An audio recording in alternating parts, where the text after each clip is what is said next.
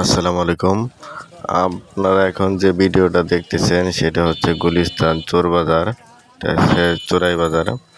এখানে আপনারা কেনাকাটার জন্য যদিও আসেন আপনারা, তারপরে একটু হিসাব পাতি করে কেনাকাটা করবেন, কারণ এখানকার কেনাকাটা থেকে না করাই ভালো।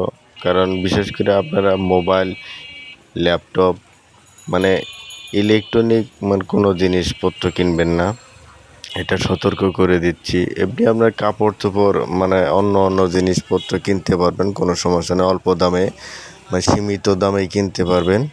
কিন্তু ইলেকট্রনিক কোনো জিনিসপত্র যত কম দামি হোক আপনারা কিনবেন না, এটা আপনাদের কাছে একটা অনুরোধ থাকবে। কারণ এই ভিডিওটা করার উদ্দেশ্য আপনাদেরকে সতর্ক করে দেওয়ার জন্য যে এখনকার মানুষকে বিশ্বাস করা খুবই কঠিন। তারপরে যে সবাই খারাপ তা না,